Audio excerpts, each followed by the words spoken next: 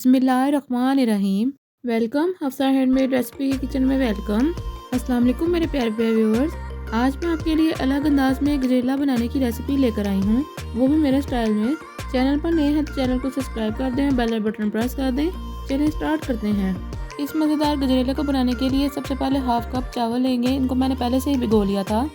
चावल का पानी उतारने के बाद अब इनको हाथों की मदद से मैश कर लेंगे। ये देखिए व्यूअर्स, चावल मैश हो चुके हैं। अब इनको एक साइड पर रख लेंगे।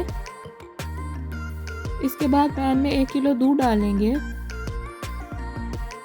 दूध डालने के बाद जो चावल हमने मैश किए थे वो इसमें डाल लेंगे। इसके बाद 2 कद्दूकस की हुई गाजर इसमें डाल लेंगे।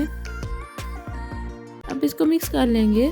व्यूअर्स, एक बात याद रखिएगा, इसको हम मीडियम फ्लेम पर ही पकाएंगे। अब इसमें 4 से 5 सब्ज़ इलायची शामिल कर लेंगे। इलायची डालने के बाद हम इसमें 1 पाव खोया डाल लेंगे। खोया डालने के बाद 1 कप चीनी। अब इसको मिक्स कर लेंगे। सर्दियों में गजरेला खाना तो हर किसी को पसंद होता है। एक बार इस तरीके से बनाकर ज़रूर ट्राई कीजिएगा और मुझे कमेंट्स बॉक्स में बताइएगा कि आपको ये रेसिपी कैसी लगी है। ये देखिए व्यूअर्स, हमारा गजरेला पक चुका है। अब इसको एक बोल में निकाल लेंगे।